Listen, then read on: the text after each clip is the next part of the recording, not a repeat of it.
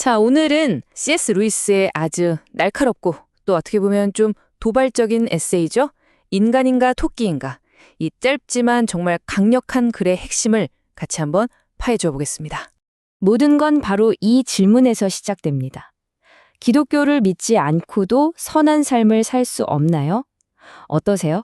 이 질문, 루이스가 실제로 받았던 질문이라고 하는데요. 듣는 순간 하면서 뭔가 생각을 탁 건드리지 않나요? 정말 그럴까요? 그런데 재밌는 건요. 루이스가 이 질문에 네 또는 아니오로 바로 답하지 않는다는 거예요. 그의 첫 번째 움직임은 뭐냐면 질문의 판 자체를 흔들어 버리는 겁니다. 그러니까 질문 자체가 뭔가 단단히 잘못됐다고 지적하는 거죠. 자, 여기서 루이스가 질문자의 마음을 정말 예리하게 꿰뚫어 보는데요. 이 질문을 하는 사람은요, 지금 세상의 진실이 뭘까? 이게 궁금한 게 아니라는 거예요. 그게 아니라 어떻게 하면 내가 선한 삶을 살 수 있을까? 이 목표를 이루는데 혹시 기독교가 도움이 될까? 마치 유용한 도구처럼 그렇게 접근하고 있다는 거죠. 루이스가 여기서 아주 강력한 비유를 듣는데요. 들어보세요. 기독교는 특허약이 아닙니다. 기독교는 사실에 대한 설명을 제시한다고 주장합니다. 즉, 실제 우주가 어떤 모습인지 알려준다는 것입니다. 와, 이게 무슨 말이냐면요. 기독교는 무슨 자기계발서나 마음 편해지는 약 같은 게 아니라는 거예요. 이건 이 세상이 실제로 어떻게 돌아가는지에 대한 일종의 현실 지도나 사용 설명서라는 거죠. 그러니까 이게 진실이냐 아니냐가 먼저지 나한테 도움이 되냐 안 되냐는 그 다음 문제라는 겁니다. 자, 그럼 자연스럽게 다음 단계로 넘어가게 되죠. 루이스한테는 이게 너무나도 당연한 순서였던 거예요. 나한테 이게 도움이 되나? 편리한가? 이런 질문보다 훨씬 더 중요한, 가장 먼저 던져야 할 질문이 있다는 거죠. 바로 이게 과연 사실인가? 하는 질문입니다. 그러니까 믿음을 보는 두 가지 관점이 완전히 다른 거예요. 한쪽은 믿음을 나한테 유용한 도구로 봐요. 그래서 초점은 나의 이익에 맞춰져 있고 목표는 그냥 선한 삶을 사는 거죠. 방법은 당연히 나한테 효과 있는 걸 고르는 거고요. 근데 다른 한쪽은 믿음을 현실에 대한 주장으로 봅니다. 그럼 초점은 무엇이 진짜 진실인가에 맞춰지겠죠. 목표는 사실과 나를 일치시키는 거고 방법은 증거를 꼼꼼히 따져보고 탐구하는 겁니다. 루이스가 요구하는 건 바로 이 두 번째 태도로의 전환인 거예요. 내게 좋은 걸 택할 거냐 아니면 진실을 택할 거냐 아주 근본적인 질문이죠. 정말 정직한 사람이라면 설령 그게 나한테 좀 불편하고 도움이 안 되더라도 진실을 알고 싶어 하겠죠. 이게 바로 루이스가 말하는 지적 정직성의 핵심입니다. 그리고 이게 왜 그렇게 중요하냐면요. 만약에 우리가 사실을 잘못 알고 행동하면 그 결과가 정말 끔찍할 수 있기 때문이에요. 생각해 보세요. 우리가 세상을 어떻게 보느냐에 따라 우리의 모든 행동이 달라지지 않겠어요? 이건 당연한 얘기입니다. 그런데 루이스는 여기서 한 발 더 나아가서 경고해요. 만약 그 믿음, 그 세계관이 틀렸다면 그 길의 끝은 파멸일 수도 있다는 겁니다. 자, 예를 들어 유물론적 관점과 기독교적 관점을 한번 비교해 볼까요? 정말 극명하게 다릅니다. 기원부터 보세요. 유물론에서는 우리가 그저 맹목적인 물질이 어쩌다 보니 만들어낸 우연의 결과라고 보죠. 반면에 기독교에서는 우리가 분명한 목적을 가지고 신에 의해 창조되었다고 하고요. 수명은 어떻습니까? 한쪽은 길어야 70, 80년, 다른 쪽은 영원. 가치의 중심도 완전히 달라요. 유물론적 세계관에서는 종종 국가나 계급 같은 집단이 개인보다 중요해지기 쉽지만 기독교에서는 개인이 집단보다 우선시됩니다.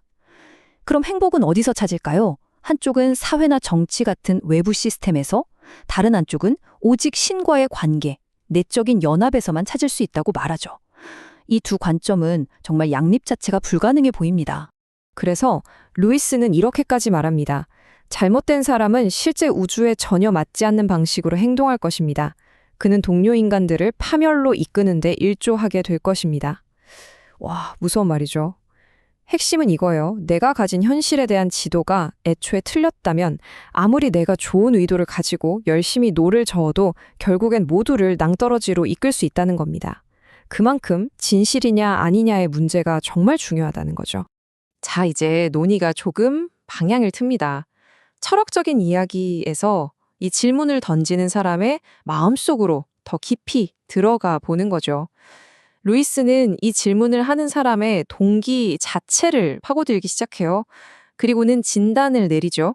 이 사람은 지금 정직하게 진실을 찾고 있는 게 아니라고요. 그러니까 이 주장이 누구를 향한 건지 명확히 할 필요가 있어요. 이건 뭐 기독교에 대해 아예 들어본 적도 없는 사람을 위한 게 아닙니다. 또 진지하게 고민해보고 이건 아닌 것 같아 라고 정직하게 거부한 사람을 위한 것도 아니고요. 이 말은 누구를 향한 거냐면 기독교에 대해 어깨너머로 들어는 봤는데 이게 진짜인지 아닌지 긴가민가 해서 내가 굳이 이것까지 신경 쓰고 살아야 하나? 이렇게 문턱에서 망설이는 바로 그 사람을 향한 겁니다. 루이스가 여기서 정말 기가 막힌 비유들을 연달아 제시하는데요. 이게 어떤 심리 상태냐면요. 첫째, 게시판 무시하기. 혹시 불쾌한 임무에 내 이름이 적혀 있을까봐 아예 게시판 쪽은 쳐다도 안 보는 거예요. 둘째, 은행 계좌 확인 안 하기. 왠지 잔고가 바닥났을 것 같아서 두려우니까 그냥 확인을 미루는 거죠. 셋째, 병원 안 가기. 몸에 의심스러운 통증이 있는데 덜컥 암 진단이라도 받을까봐 무서워서 병원에 안 가는 겁니다. 어떠세요? 이런 비유들을 듣고 보니까 어떤 심리인지 확 와닿죠. 불편한 진실을 일부러 외면하려는 그런 의도적인 무시의 상태를 너무나 잘 보여주는 것 같아요. 루이스는 바로 이 상태를 부정직한 오류라고 부릅니다. 이게 뭐냐면 어떤 게 사실로 밝혀지면 나한테 뭔가 문제가 생길 것 같으니까 그걸 예감하고 아예 처음부터 알려고 하지 않는 상태를 말하는 거죠. 심지어 루이스는 이걸 지적인 순결을 잃어버린 상태라고까지 아주 강하게 표현합니다. 자, 이제 이 에세이의 클라이맥스, 가장 중요한 부분으로 갑니다. 여기서 루이스가 정말 엄청난 반전을 보여주거든요. 뭐냐면 우리가 애초에 붙들고 있던 그 선하게 사는 것이라는 목표 자체가 인간의 진짜 목적에 대한 아주 근본적인 착각이었다는 사실을 폭로합니다. 바로 이 한마디가 모든 논쟁의 판을 완전히 뒤집어 버립니다. 단순한 도덕성은 삶의 목적이 아닙니다. 당신은 그것과는 전혀 다른 무언가를 위해 만들어졌습니다. 와, 이 말을 듣는 순간 우리가 지금까지 어떻게 살아야 하는가라는 윤리의 문제를 이야기하고 있었는데 갑자기 우리는 무엇을 위해 존재하는가라는 존재의 목적으로 무대가 확 바뀌는 느낌이죠. 그러니까 기독교가 가르치는 첫 번째 교훈은 이런 겁니다. 첫째, 당신은 당신의 힘만으로는 절대로 완벽하게 선해질 수 없다. 그리고 둘째, 설령 당신이 그렇게 될 수 있다 하더라도 그게 인생의 궁극적인 포인트가 아니라는 겁니다. 우리는 그저 착한 사람이 되는 게 목표가 아니라는 거죠. 수단을 목적으로 완전히 착각하고 있었다는 거예요. 그리고 바로 이 마지막 비유가 이 에세이의 모든 것을 담고 있습니다. 토끼와 진짜 인간의 대비죠. 한쪽의 토끼는 어떤 존재인가요? 걱정 많고 양심적이긴 한데 결국 겁 많고 감각적인 욕망에 갇혀 있죠. 그냥 선해지는 것, 착하게 사는 것에만 집중합니다. 반면에 진짜 인간은요, 강하고 빛나고 지혜롭고 기쁨에 흠뻑 젖은 존재로 묘사돼요. 이 존재의 목표는 단순히 착해지는 게 아니라 신의 아들이 되는 것이라는 훨씬 더 거대하고 초월적인 목표를 향해 나아갑니다. 작고 안전하지만 결국 우리 안에 갇힌 토끼로 남을 것인가? 아니면 어쩌면 좀 두렵지만 우리를 완전히 새로운 존재로 바꾸어 놓을 진짜 인간이 될 것인가? 이 극명한 대비가 보이시나요? 결국 루이스가 우리에게 던지는 도전은 그냥 조금 더 나은 사람이 되세요라는 도덕적인 요구가 아니었던 겁니다. 그것과는 차원이 다른 완전히 새로운 종류의 존재가 되라는 거대한 초대인 셈이죠. 그래서 이제 질문은 완전히 바뀌었습니다. 선하게 살 수 있냐 없냐가 아니라 당신의 선택은 무엇이냐는 거죠. 당신은 인간이 되겠습니까? 아니면 토끼로 남겠습니까?